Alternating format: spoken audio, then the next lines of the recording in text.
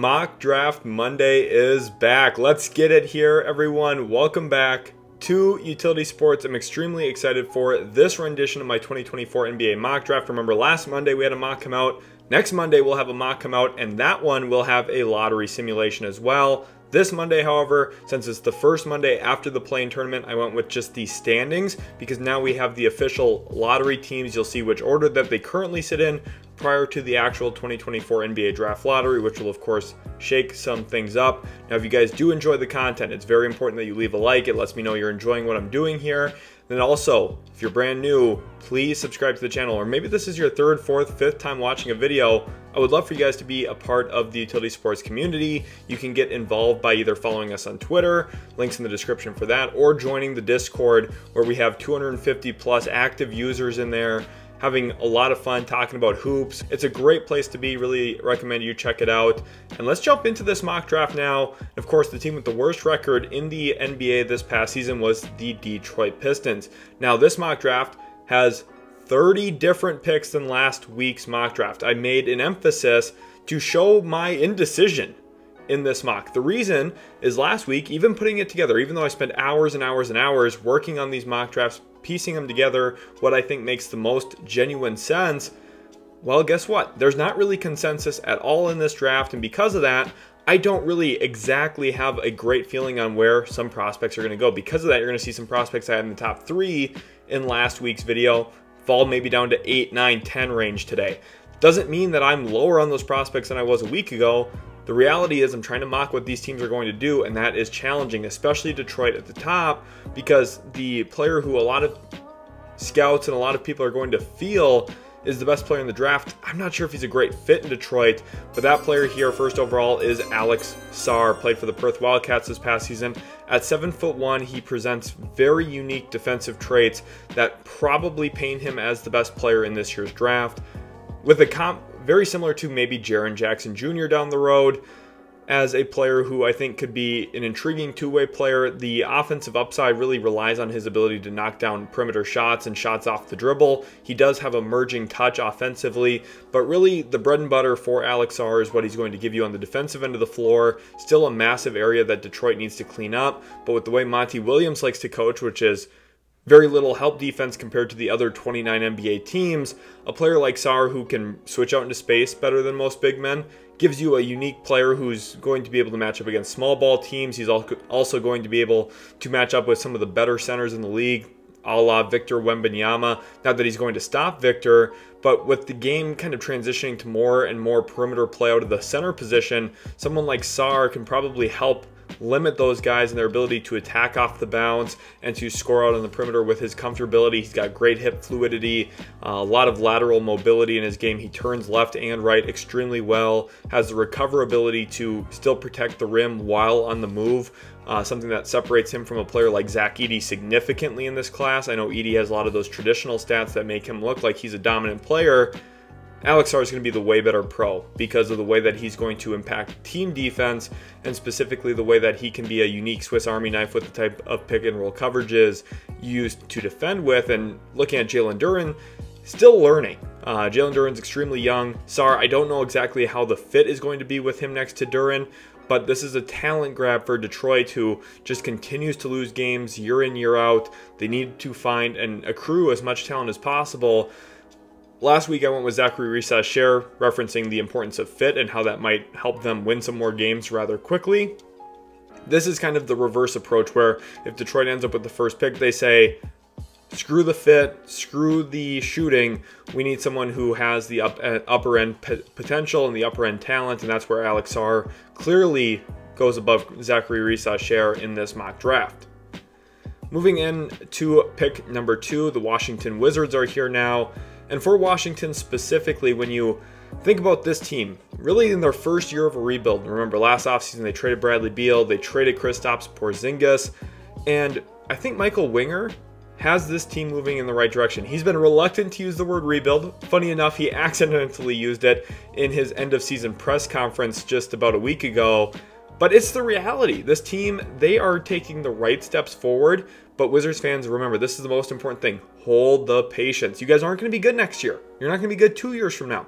That is the intent. That is the plan, to stockpile top-end draft picks, reopen up your flexibility, put in great young talent around Deni Avdija, around Corey Kispert, around Jordan Poole, around Kyle Kuzma, and then as moves seem to make sense, they're going to trade off some of those pieces as well as they reshape this team's culture, they reshape this team's look on the basketball floor.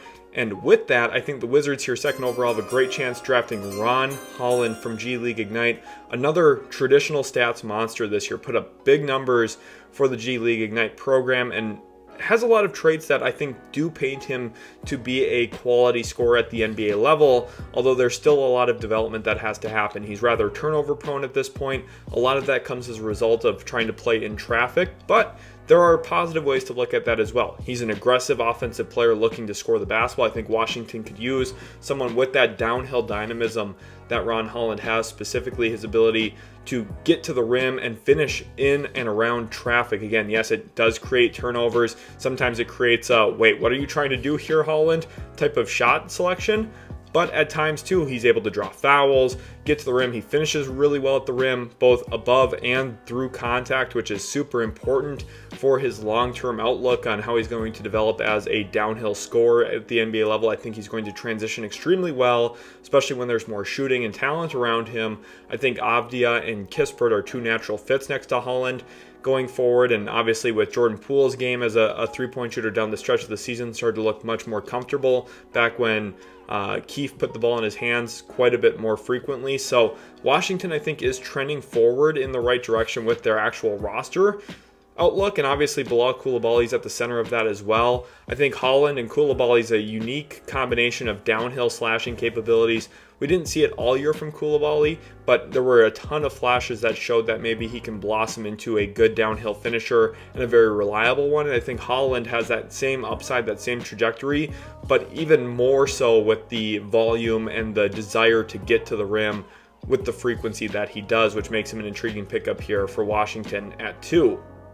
Then we move on to pick number 3 here, and that is the Portland Trailblazers, who have 2 lottery picks now officially after the Golden State Warriors collapsed, which is great. This is an awesome opportunity here for Portland to pick up some more talent and to really greatly improve this team and build around Scoot Henderson specifically. And I think with that in mind, 3rd overall, I have the Portland Trailblazers going with Matas Buzelis from G League Ignite. If you remember back to my way too early 2024 mock draft on the channel the day after the 2023 NBA draft, Matas Buzelis was my projected number 1 overall pick. And it's been kind of in flux since. At times, people have looked at him as a potential top number 1 overall pick.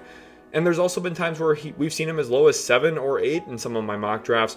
I think just with his overall size, positional flexibility as a hybrid forward who can probably slot in as your small forward at times, but is probably best suited to play the power forward position with his ability to then probably take advantage of some of his athletic traits that he'll have advantages against other fours in the league, like a Bobby Portis, for example.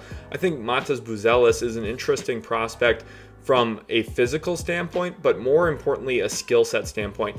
He's not a pick and roll ball handler with high volume, but he's capable of handling the ball in the pick and roll a bit. And I think having players who are capable of doing some things that are a little out of the norm. For Buzelis specifically, I think one of the things that will make him intriguing is there's a lot of things you can craft with him. You can use him as a ball handler at times. He can push the pace in transition, go coast to coast, and get all the way to the rim. He's also capable of attacking closeouts. Now, one thing I'll say that he really needs to work on is having a counter move for when he actually does get cut off on some of his drives, especially off the baseline. He kind of just results a lot in putting his back to the basket, trying to protect the basketball. I think the handle still has a long way to go in terms of being a high-quality NBA handle.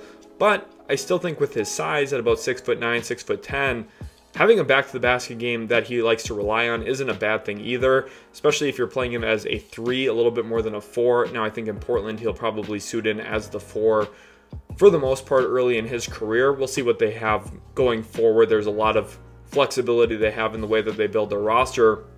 around Scoot Henderson, but Buzelis, kind of a Swiss Army knife with the way that you're going to be able to use him offensively. Defensively, he's got good length. I think he's an underrated athlete, and for that reason, Portland gets a pretty good player here, 3rd overall, one that isn't a build around player, but a build with player, and I think that's a really important thing because the Blazers probably already have their eyes on the 2025 draft lottery as well, which is a great situation for them going forward.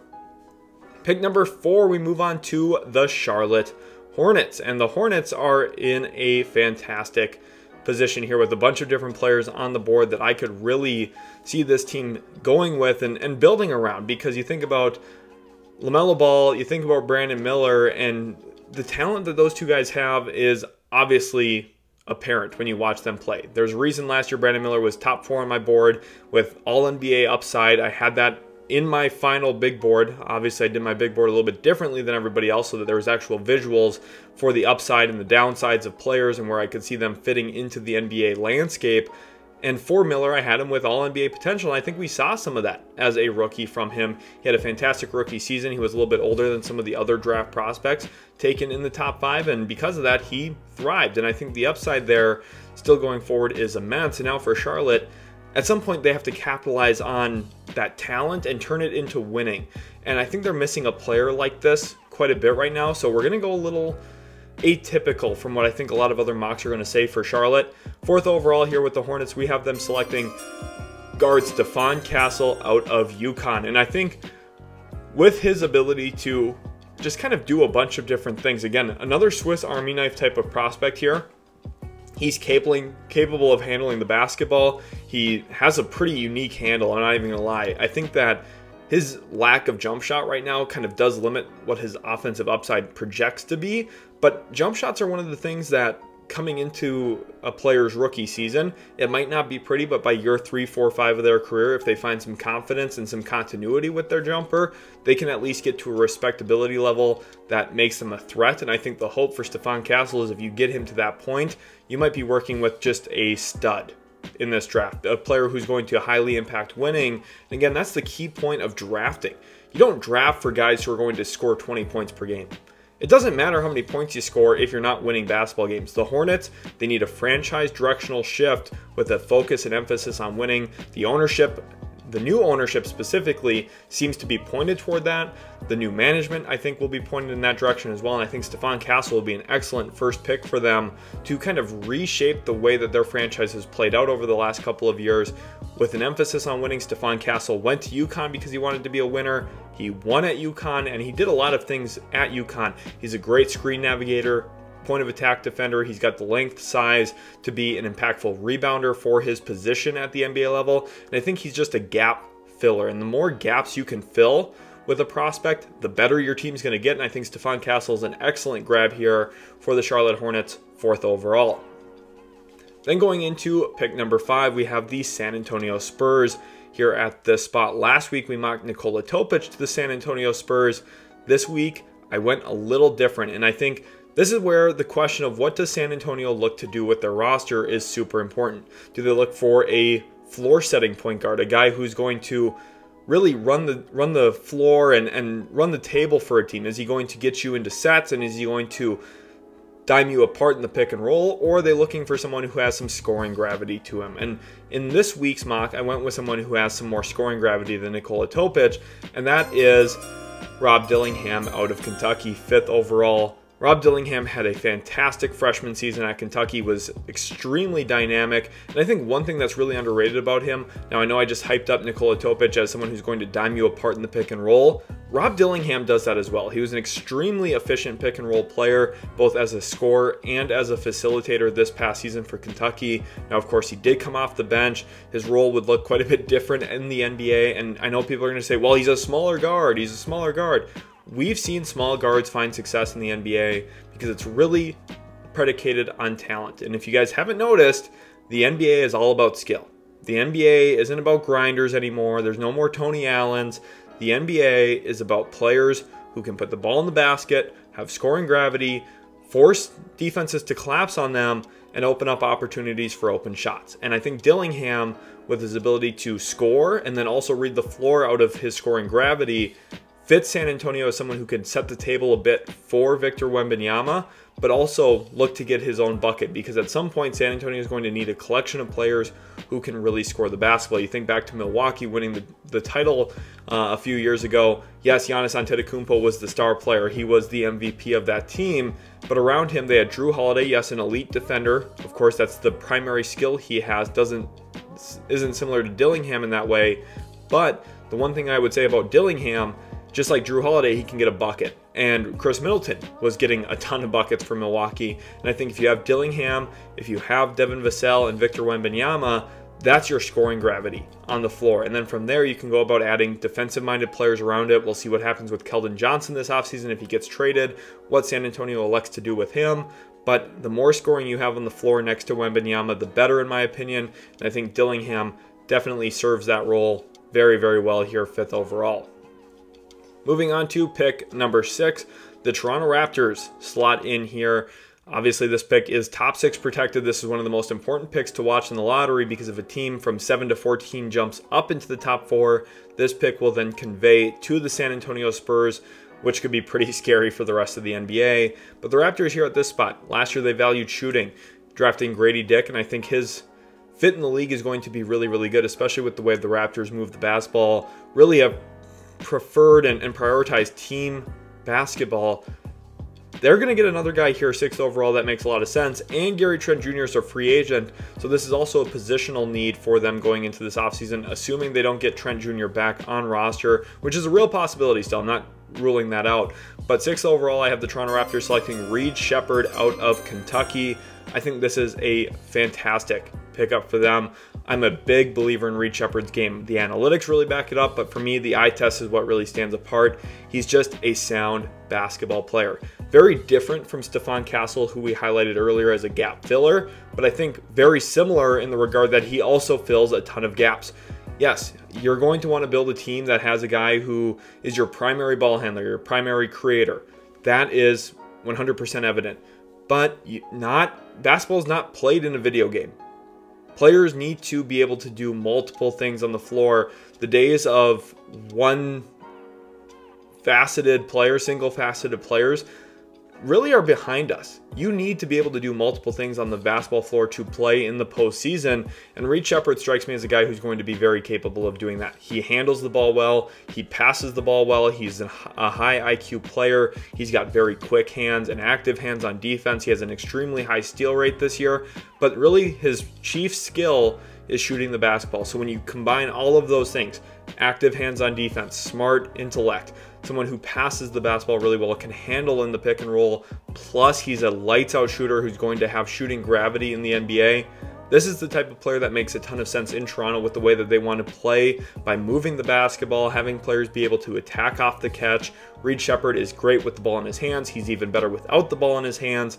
And for that reason, I think he's going to be an elite pickup for Toronto, who adds even more shooting around Scotty Barnes and RJ Barrett. And all of a sudden, this Raptors team is looking like a pretty good roster moving into next season. They're still probably a few years away from being a real playoff threat, but Reed Sheppard, I think, significantly enhances their offensive game plan and plan of attack just with his shooting capability and the other things he does well as well. Moving on to pick number 7, we're looking at the Memphis Grizzlies here, and a ton of comments. We're not happy with my pick last week for the Memphis Grizzlies, and I understand why, because I went 50-50 on it last week. I was between 2 prospects for them. Last week I mocked Matas Buzelis. The other prospect I was really considering for Memphis, 7th overall, Donovan Clingan out of UConn. Now last week I decided against Donovan Clingan because I think there's a possibility here that Memphis this offseason finds a way to bring in a center, whether that's through trade or through free agency. They have a little bit of flexibility going forward. So I still think there's a chance they pick up a center in free agency.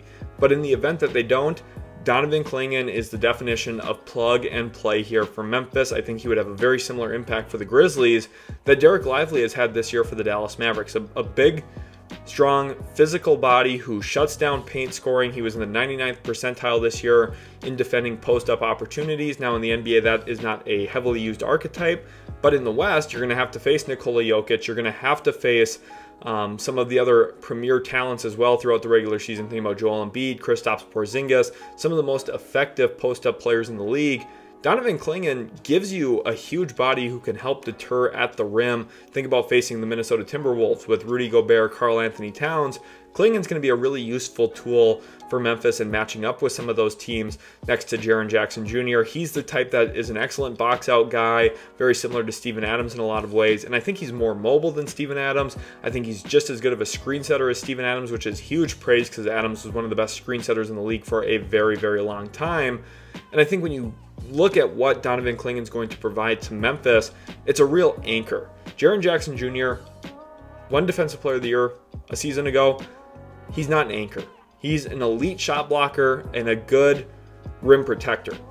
There's a difference, though, from being an anchor. I think Donovan Clingan is the type of guy who can deter shots at the rim and really anchor down a defense with his ability to close out possessions on the defensive glass. And then offensively, there's still a lot to like. I think he's an emerging passer. I think there's a lot to work with there that we haven't fully seen yet. And he's played in a pro modern style offense. Hurley's done a great job with the UConn Huskies, of course. Won 2 national championships in a row. Clingan was an essential piece in both of those.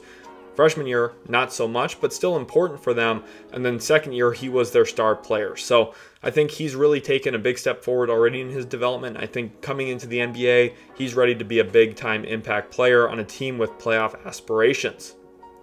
Pick number 8, we now transition here into the Utah Jazz, who, this is a wild card team for me. Danny Ainge, he is so focused on upside and potential, and I can't blame him. Look at his draft record. He does a great job identifying talent, especially in the top 10. Outside of the top 15, he's a little more shaky for sure, but he definitely does a great job in the top 10. And he's produced a lot of really great star-level players with his draft record. So 8th overall here, I figured, hey, let's mock him, a player who I'm a big believer in, that I think the rest of the community is just way too low on. I think there's way too much of an emphasis being placed on his three-point volume and overlooking a lot of the things that he does really well that he projects to be even better at in the NBA with more spacing and I think a faster style of play, and that is forward Cody Williams out of Colorado. I think his game is tailor-made for the NBA because of his ability to attack closeouts, get to the rim. He was one of the most high-volume drivers in the college game this past year at about 4 paint touches per game, which is extremely impressive, especially given the fact that he's not even a point guard. You're looking at a 6'9" wing here, 6'8" wing, someone with really good length, size, athleticism, and he can handle the basketball, get himself to the rim, and I think his shot is coming around. Now, I know people are going to, again, say, well, he only shot 41 threes. I don't really care. He made a bunch of them. He shot over 40% from 3 this past season, and guess what? In the NBA, my assumption is teams aren't going to be happy leaving him wide open. That's how I feel about it. So it doesn't really come down to how many threes he shot, how many threes he made. That production doesn't really mean anything at this point going into the NBA. The thing that matters is how teams are going to try and guard him. And guess what? They're not going to leave him wide open because he shot in the 90th plus percentile on unguarded catch and shoot threes. He's going to shoot the ball well enough to be respected at the NBA level, and that's all you need from a player who attacks closeouts, gets to the rim extremely well, can handle. I think there's upside with him when it comes to becoming a on-ball creator. There's a lot to love here for Utah. This is the type of player Danny Ainge looks for. He looks for lengthy athletic wings with upside as playmakers and with upside as slashers, drivers of the basketball, and shooting has always been secondary to him in his draft and develop strategy. And I think Cody Williams perfectly emulates that here, 8th overall for the Utah Jazz. Pick number 9 now, we look at the Houston Rockets. And this is a tough spot here for Houston for a few different reasons. I think some of their best fits, Cody Williams would have been awesome. I think Sheppard would have been fantastic. Rob Dillingham would have been a very unique and interesting pickup here, 9th overall for Houston. Those guys are all off the board. So at this spot, Houston, who I think is already projecting to be much better next season with Steven Adams as their backup big man instead of Jock Landale, and then also furthering the development of Cam Whitmore, Amen Thompson, Jalen Green, Alperen Şengün, Jabari Smith, so on and so forth. The sky's the limit for this team's potential. So let's take a player who I think just benefits the spacing and has a respectable shot and some defensive upside to boot. That is Zaccharie Risacher. Last week in my mock, he went 1st overall with the idea that Detroit would value length, defensive upside, and fit. This week, he falls down to 9 because I could see a bunch of teams like Utah, for example, San Antonio, deciding that they're not going to draft that way. They're not focused on fit. They're not necessarily worried about drafting just someone who's going to be a shooter at the NBA level. Now, especially the last couple of weeks, he's really struggled. I think the last 3-4 weeks or so, he's just not shot the ball very well. I think he's shooting sub 25% from 3 in that stretch. He's been struggling. But remember, he's playing professional basketball, and the best thing to do when you're evaluating prospect is, again, do you look at their actual production solely, or do you look at the mechanics of their jump shot, the reliability of their jump shot? And guess what? Earlier this year, he was shooting extremely well. So do you take the hot shooting sample, or do you take the cold shooting sample, and then which one do you believe? The reality is you shouldn't believe either of them. You should just believe what your eyes are telling you and trust that this guy can shoot the basketball. Now, it might come in streaks at times. There's a lot of players in the NBA who are very streaky shooters. Risacher might fit into that category, but for Houston, you're looking at a player who's probably not going to log a ton of minutes for you next season. I could also see the Rockets trading this pick either back to a future year, trying to pick up more future draft compensation in an attempt to build up their asset pool for a bigger trade later, or I could see them even trading this on draft night for a proven veteran player to kind of round out their rotation a little bit more going into this next season. Pick number 10, we're looking at the Atlanta Hawks, who have a ton of questions ahead of them here now. When it comes to the point guard position, well, will it be Trae Young? Will it be DeJounte Murray? Will either of them be on the roster? I can't tell you right now. I don't know which one they'll trade. I'm sure they'll trade at least one of them. I'm not ruling out the possibility of trading both of them. The Hawks, they're in an interesting spot. And I think for this team specifically, they have to figure out ways to improve this roster without fully bottoming out. And that's going to be a tough tightrope to walk because the Spurs own their draft picks from the DeJounte Murray trade. So they're kind of in limbo right now about how do they improve. Luckily for them, a player I believe in has fallen a bit in this mock draft, and that is Nikola from Mega Basket, obviously playing in the EuroLeague for Red Star as well. He has had a great Mega Basket season. I think an extremely productive player, a player who, like I mentioned earlier, he's going to be a high volume, high usage pick and roll player. Now, how does that fit around Trae Young or DeJounte Murray? It doesn't really. But my hope here is that with the Hawks probably trading one of them, there's a role for Topic coming off the bench early in his career as kind of your six-man floor general creation type point guard who limits turnovers, creates offense for others, and then as he kind of grows and develops, maybe we'll have a better idea of what is happening with the other of the two that does not get traded between Trae Young and DeJounte Murray. Maybe Atlanta just flat out trades both and Nikola Topic has a starting role next year. We don't really know at this point. The Hawks are one of the hardest teams to project right now. They have a bunch of quality players on their roster, but none of them really fit together. It's hard to find like obvious glaring ways to fix this team currently, in my opinion. So Topic, I just went best player available at a position that, listen, they're trading one of their players probably anyway. Topic does make a deal of sense for me at this spot, and 10th overall, I think this is really good value in this year's draft.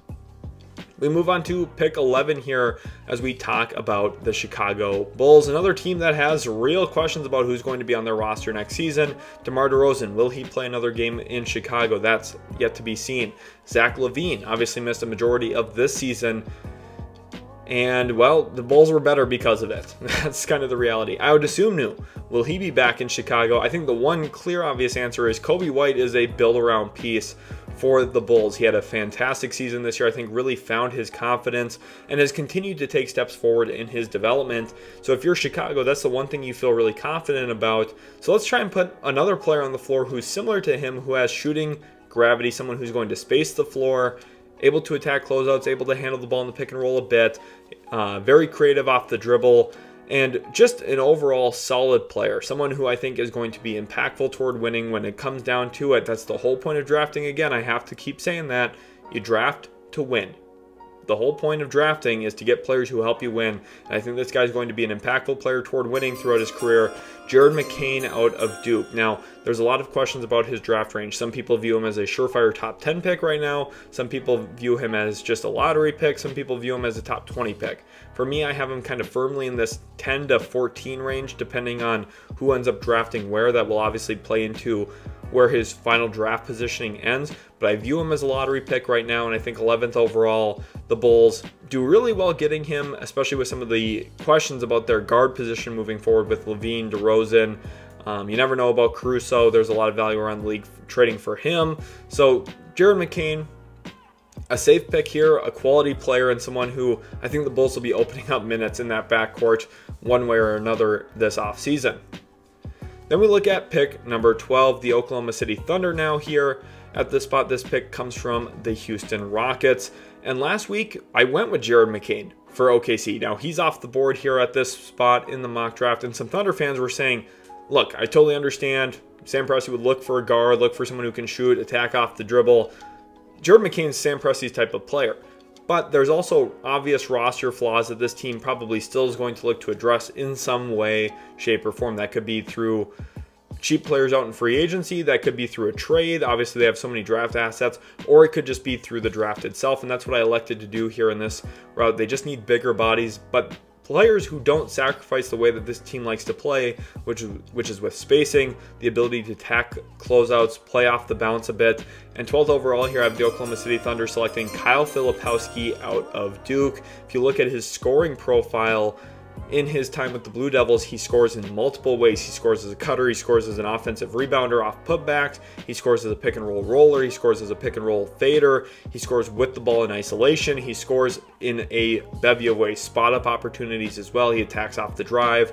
Just a high volume scorer in a bunch of different ways at the college game. Now in the NBA, he won't be a high volume scorer, but a player who I think he projects to be fairly similarly to is Kel'el. Now, probably won't handle the ball as much in the NBA as Olynyk has throughout his career, but a player that I really wanted the Thunder to go after this trade deadline was Kel'el.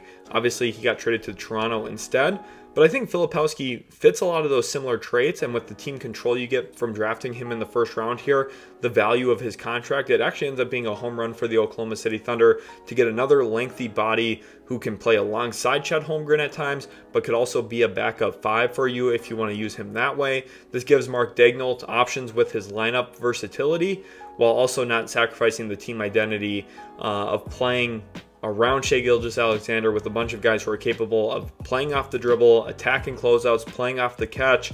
I think Filipowski fits into all of that and still provides that length and much needed size there in the front court for Oklahoma City. Pick number 13, the Sacramento Kings here now at this spot. Obviously a pretty tough end to the season for them, and this is important here now to mention. This kind of messes up their trade flexibility.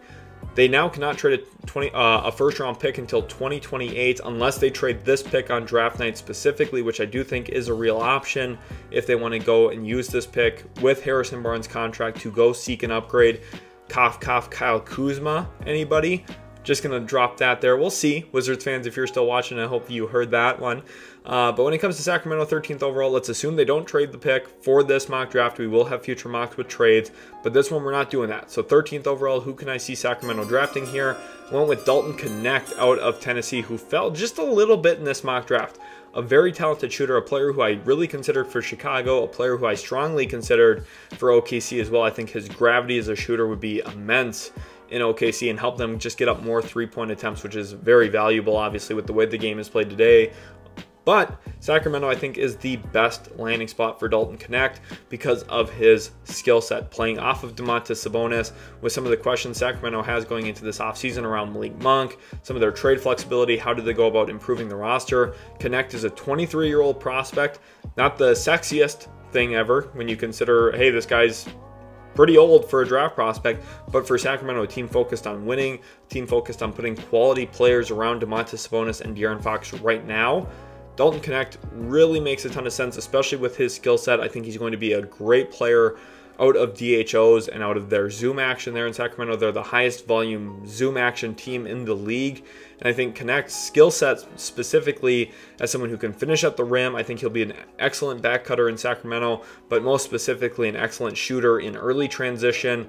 He loves to get up threes off the pull-up, and I think he just fits into what Sacramento is looking for and needs off the wing, especially in the event that they lose Malik Monk. They need more scoring punch. Dalton Knecht was a high-volume scorer for Tennessee. Won't be as much in the NBA, but I think has the skill set to at least help out in that area once he's in the league.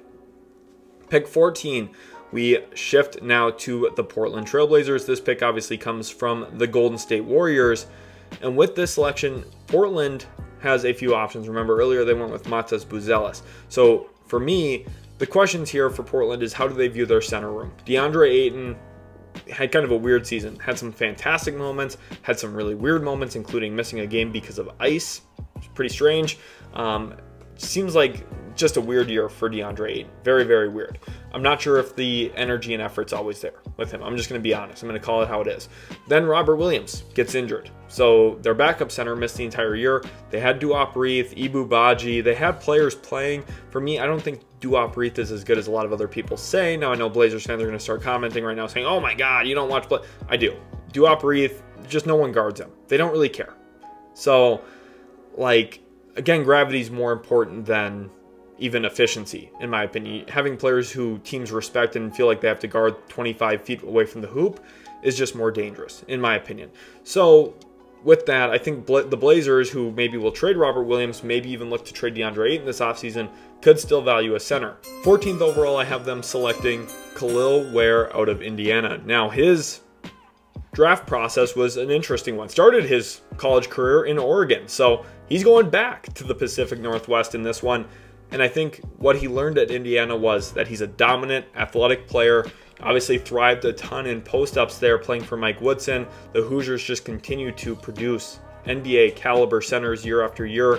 Trace Jackson-Davis last season, Kel'el Ware this year. They just got a big-time recruit as well. The Hoosiers are back on the map when it comes to big man play. And I think Kel'el Ware, specifically coming into Portland, gives you a unique athletic body, someone who can protect the rim. At about 7'1", he moves extremely well, and I think he jumps out of the gym. So with his physical traits, if you're looking at pairing a pick and roll man with Scoot Henderson, Ware just brings something that Portland just does not have right now, especially when Robert Williams was out, which is an above the rim lob finisher and a rim protector. DeAndre Ayton, a little bit too much finesse in his game for my liking at today's modern center spot.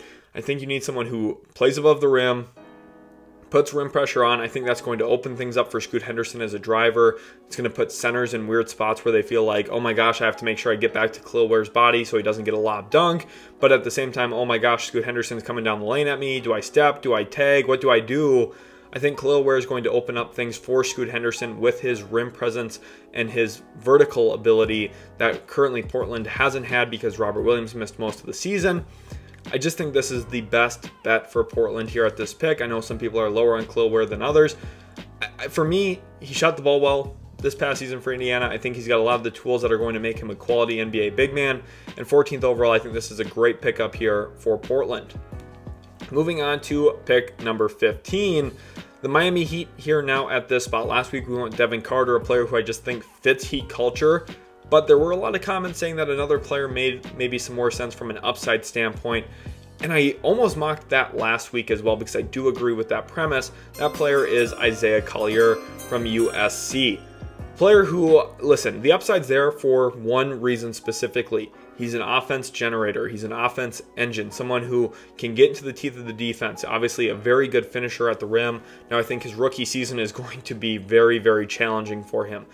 Guards coming into the NBA typically struggle a ton at the league, adjusting to the pace of play, adjusting to the quality of rim protection, the size of the defenders all over the floor, the speed of the game. I think Isaiah Collier will struggle, especially since he tends to slow things down more. If you watch him play, he slows the offense down, which is a good thing for some situations, but it's a lot. He does it all the time. And I think in the NBA, the fastest teams are typically some of the best offenses. Now, Miami doesn't technically always play the fastest anyway, so he does fit into that kind of identity. And I think if there's a coach who's going to make Isaiah Collier look like a quality defender somehow, Eric Spoelstra is the guy.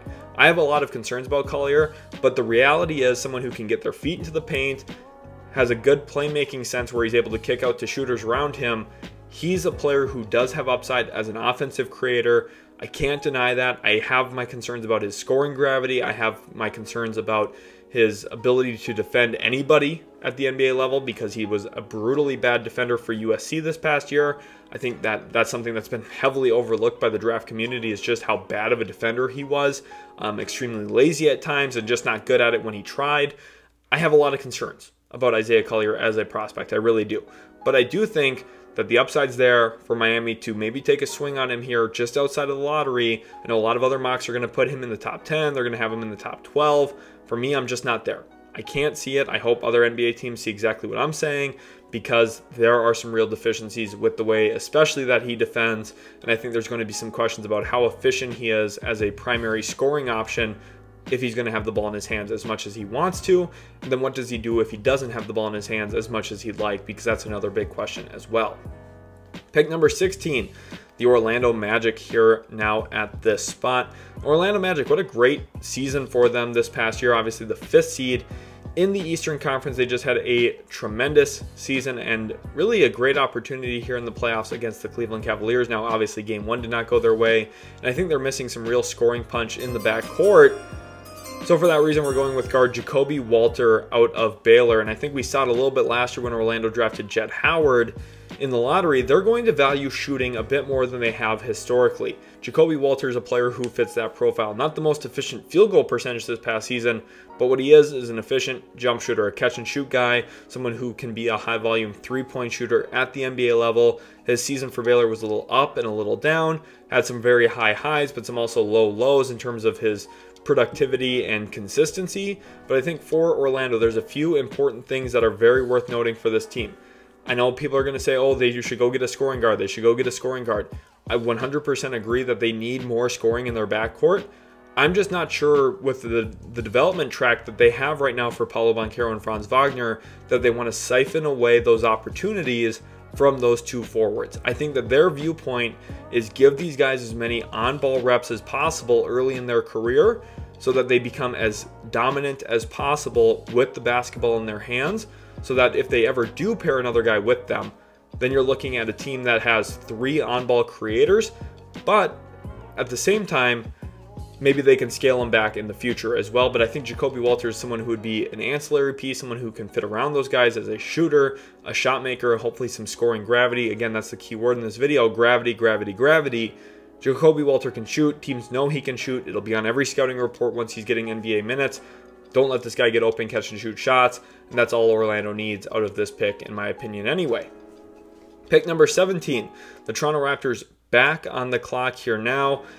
And with this team and their direction, I think just more size, more length. We went with Sheppard earlier. So let's try and find someone who's going to maybe become a good growing piece in the front court going forward. And I think this is a player that fits Masai Ujiri's draft history and draft type of prospect that he looks for. And that is Tidjane Salaun out of Cholet, playing in the LNB Pro A, the same league that Victor Wembanyama was playing in a year ago. And if you look at Salaun as a prospect, I think there's a lot of things to like. Defensive playmaking upside, size, length, versatility, his ability to attack off the bounce a bit, attack as a cutter. Those are all valuable things. I think one of the big swing skills for him is how well he's going to shoot the basketball in the NBA. And I think that's a really important topic of discussion here. He has a very high arcing shot, someone who shot very well at times and has shot very, very poorly at times. I think a lot more people are looking at Salaun as a lottery pick or a potential lottery pick. For me, I'm just on the outside of that. I don't know if I see that lottery projection for him.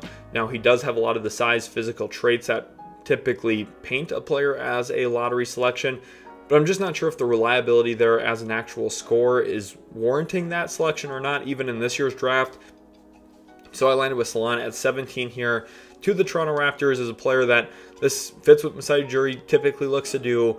Size profiles there, the length profiles there, and the shooting upside is still there as well, enough to at least rationalize that for Toronto, given the fact that they already got a high volume quality shooter in this draft in Sheppard as well.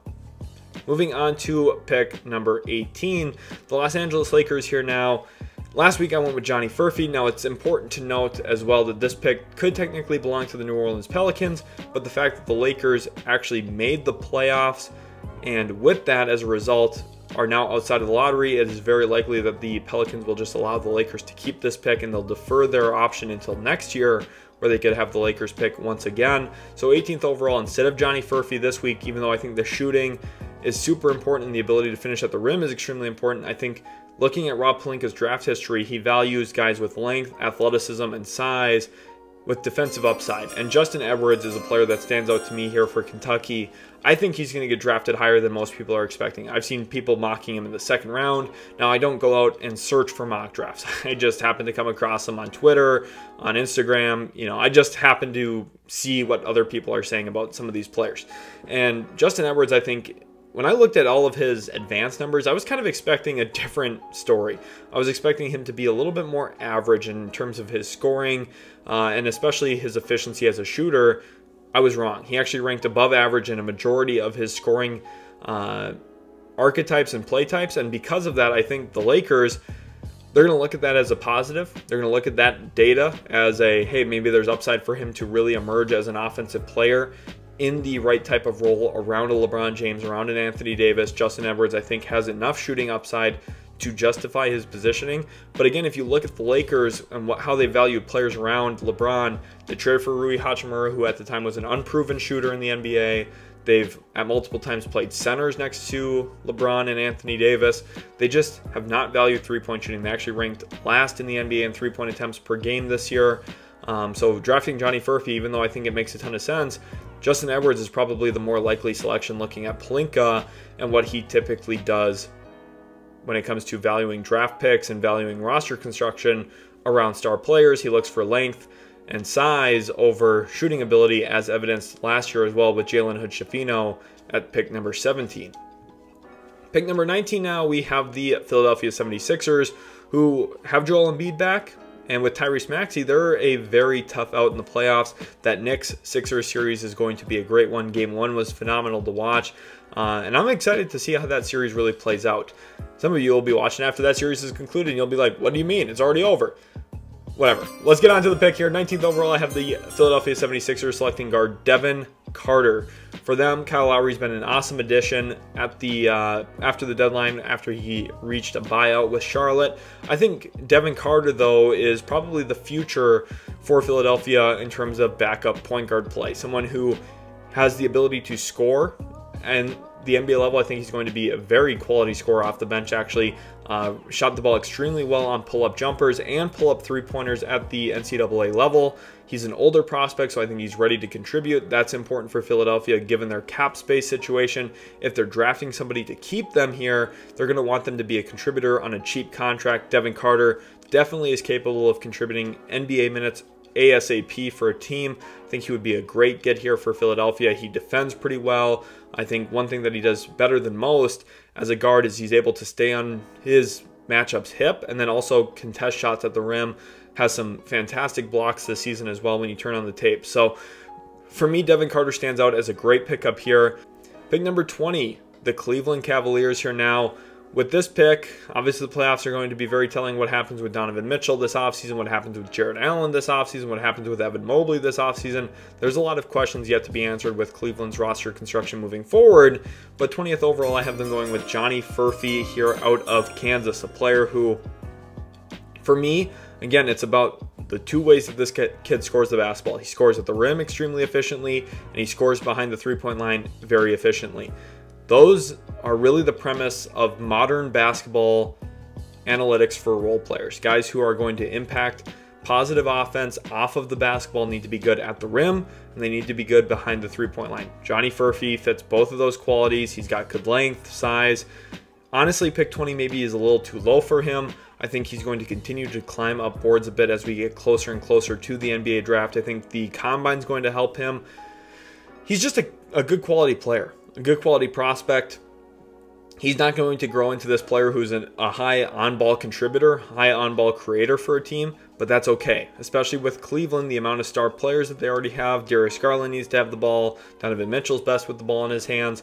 Having players around those guys, like a Max Strus, like a George Niang, we've already seen the positives that those guys have provided to Cleveland this year.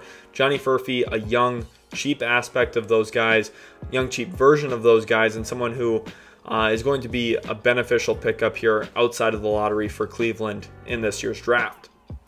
Pick 21, we move on to the New Orleans Pelicans. Last week I went with Day'Ron Holmes II out of Dayton, and a player who I like a lot for New Orleans. I think Day'Ron Holmes would be a really unique combination of rolling and popping ability out of pick and rolls and out of their zoom action. I referenced that with Sacramento with Dalton Knecht. New Orleans runs a very similar style of offense, and it's been very beneficial for them to maximize their shot making from CJ McCollum and Brandon Ingram, as well as their downhill ability with guys like Jonas Valanciunas, and also with Zion Williamson, of course, being the headliner there. The one thing about Valanciunas, though, is he's a slow roller, someone who doesn't get to the rim extremely quickly, and when he fades, isn't really respected a ton. Again, that gravity comes into play here.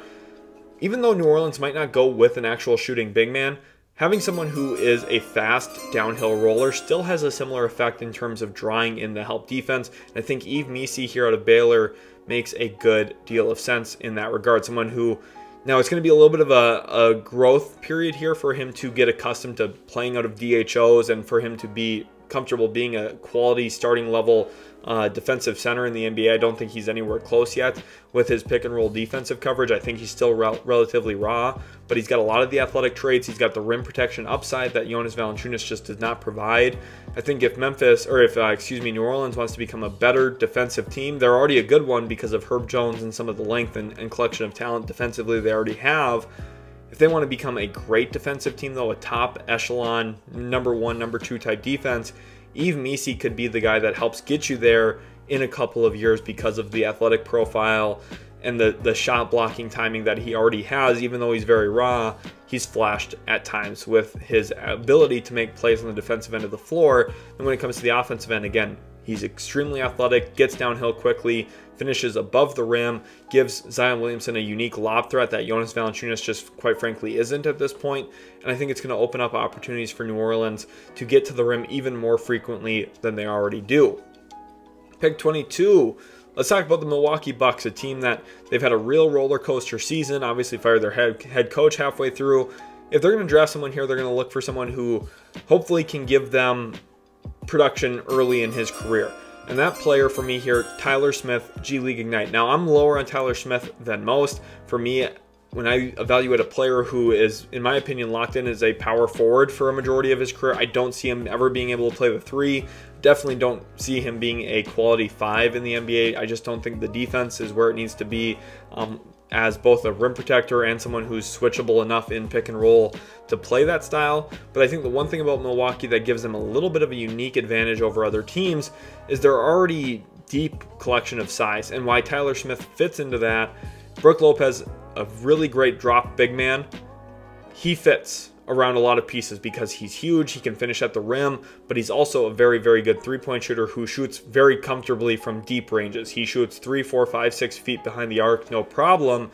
A player like Tyler Smith, who thrives a little bit more in the mid-range game, and I think is a growing three-point shooter, I think can fit around a player like Brook Lopez. And then the big one is Giannis Antetokounmpo. I think as the Bucks, in the next couple of years, as they look for answers to trying to win as many games as possible with an aging roster, Giannis Antetokounmpo will naturally start to play center a little bit more frequently. And with that, that's where Tyler Smith playing your power forward position has value. He can shoot the ball, he can attack off the closeout, and with Giannis probably having the basketball in his hands a very good amount next to Damian Lillard, Tyler Smith, I think, fits in as someone who's going to attack closeouts off of the basketball, provide some shooting around Giannis, without sacrificing a ton of your size and length around him either. That's why Tyler Smith, for me, makes a little bit more sense for Milwaukee than he does for some of these other teams in the early 20s.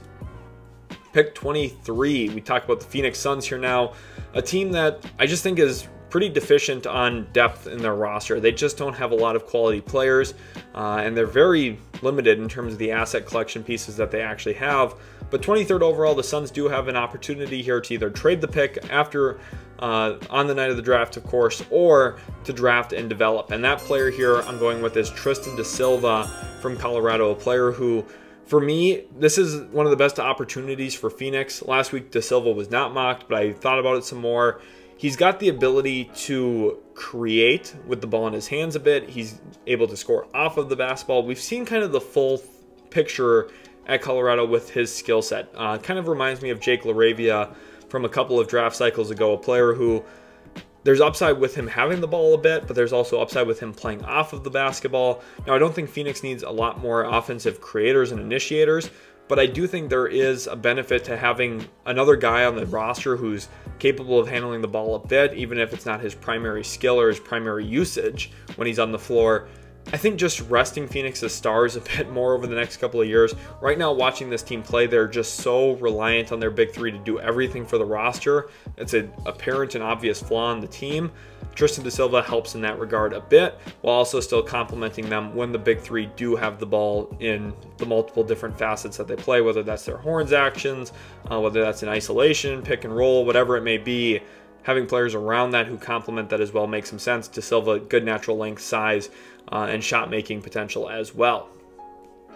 Pick number 24, the New York Knicks have back-to-back selections here. This first one comes from the Dallas Mavericks in what is the final asset still pending from the Kristaps Porzingis trade a half-decade ago. And 24th overall, I have the New York Knicks selecting Daron Holmes II out of Dayton. And one of the big reasons for this selection, I know Knicks fans are going to say, hey, we have one of the best center combinations in the league right now with Mitchell Robinson and Isaiah Hartenstein.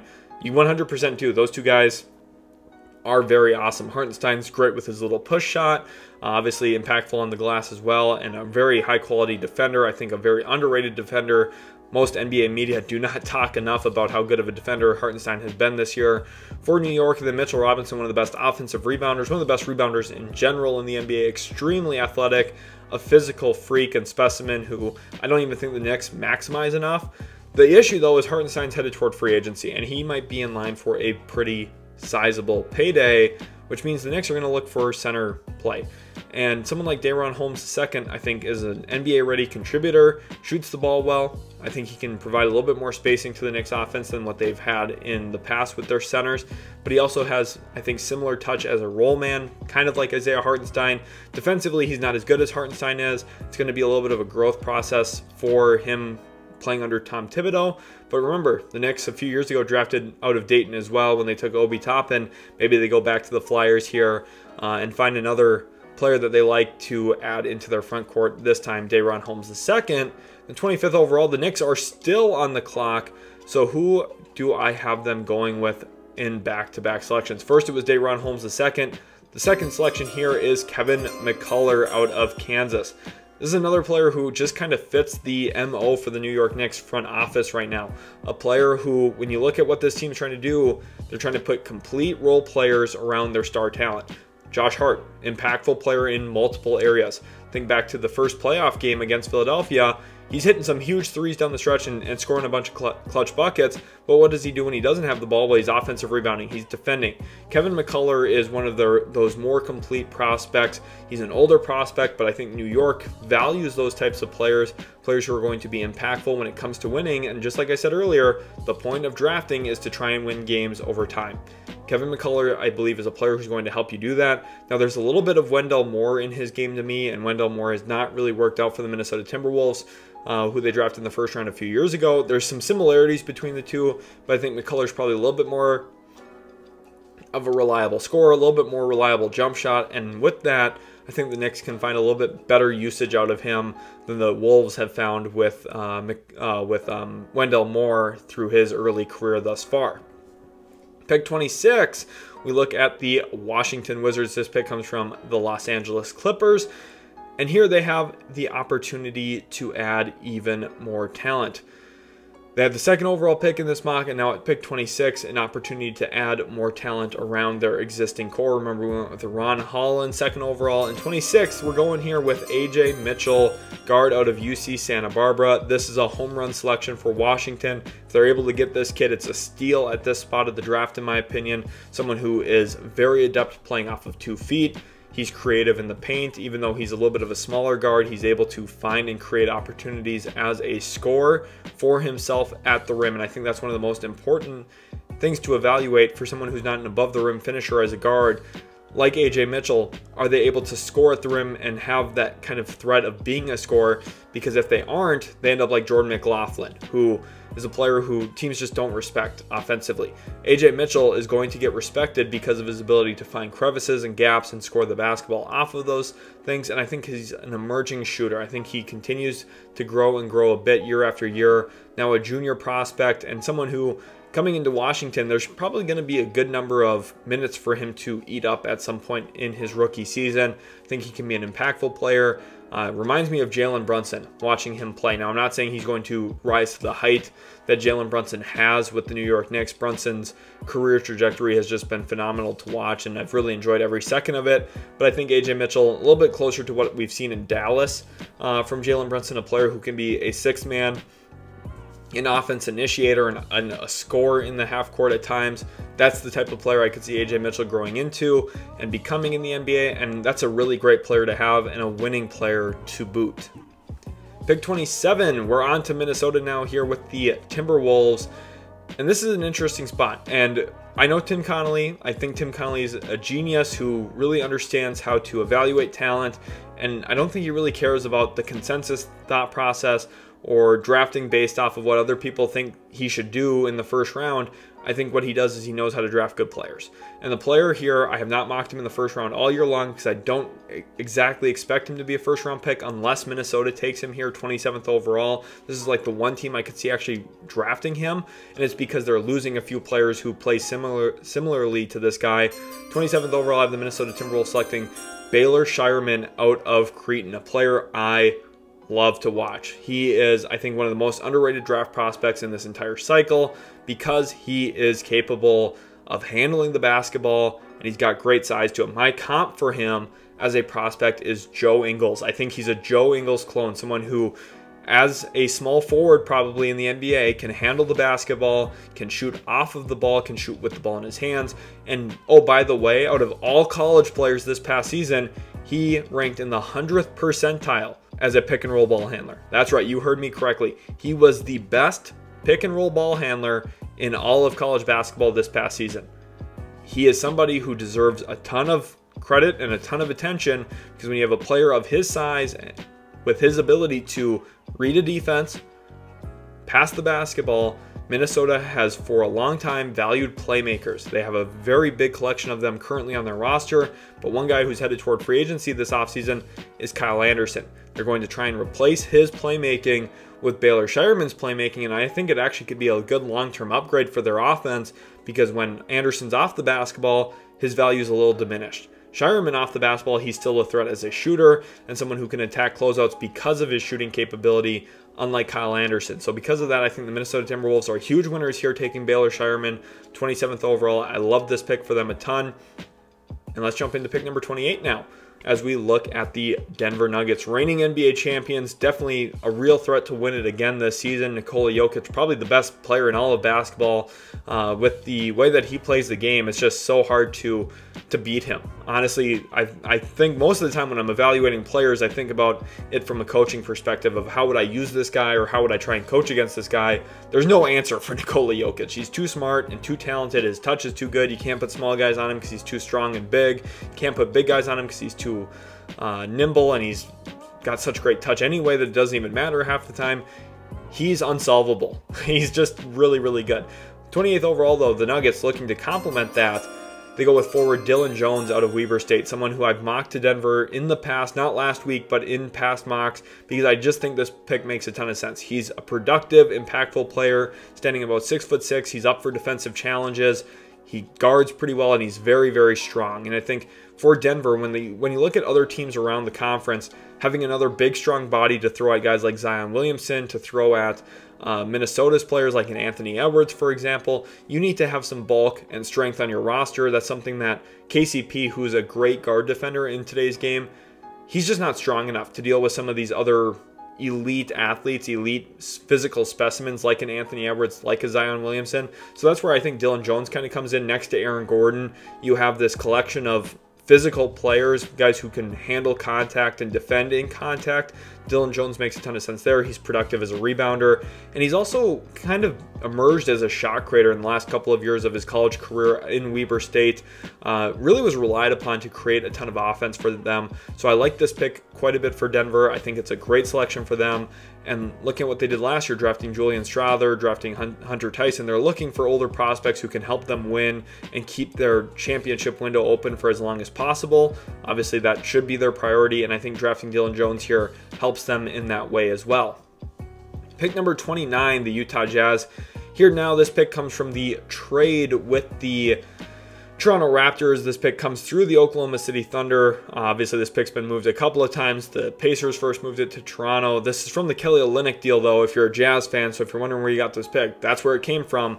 29th overall, I have the Utah Jazz here selecting Carlton Carrington out of Pittsburgh. This is another player who I think just fits the draft type of Danny Ainge. Earlier we went with Cody Williams, I think was a home run pick for Utah, and 29th here we're going with Carlton Carrington because of his multifaceted game. He rebounds the ball extremely well as a point guard, standing about 6'5". He's got great positional size. I think when you evaluate him on tape, the thing that stands out to me is he's a very, very good mid-range shooter. He's very comfortable there. The only issue is he has yet to adapt to the college three-point line, and I think adapting to the NBA three-ball is going to be a challenge for him as well a bit early in his career. So this is kind of a draft to develop situation. Now, last year they took 3 guys in the first round, Keontae George, Taylor Hendricks, and Bryce Sensabaugh. With 2 more picks in this year's draft, the Jazz are going to be extremely young. A third of their roster will be either in their second year in the league or a rookie from just the first round specifically. So this team, they're extremely young. Their eyes are definitely on the future. They're going to stay losing for a long time because of this, but that is the entire goal there in Utah. They want to set themselves up as contenders long term.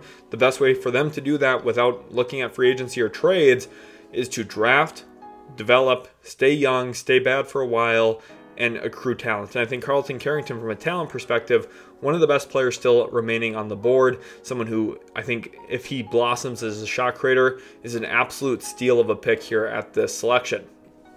Then the final pick in the first round, and that is the Boston Celtics, the team that I have had as my favorite to win the NBA Finals all year long. They, by a landslide, had the best record in the NBA this season. They were absolutely phenomenal and just an incredible team to watch all season long. They rolled the Miami Heat in the first game of the playoffs as well. No surprise for me there. The Celtics are just very likely the best team in basketball with one of the best rosters we've ever seen assembled. 30th overall, they have a chance to add to that here with forward Ryan Dunn. And this is a scary get for Boston. You think about what they did last year. In the 30s, they drafted Jordan Walsh out of Arkansas, someone who I think projects to be a really good point of attack defender with really great length, athleticism, and the build to be a good defender at the NBA level. Ryan Dunn projects not to be a good one. He projects to be a great one. In fact, one of the best defenders I've ever evaluated. He is such a good defender. He gets all the defensive playmaking stats. He gets blocks, he gets steals, and he gets a ton of both of them.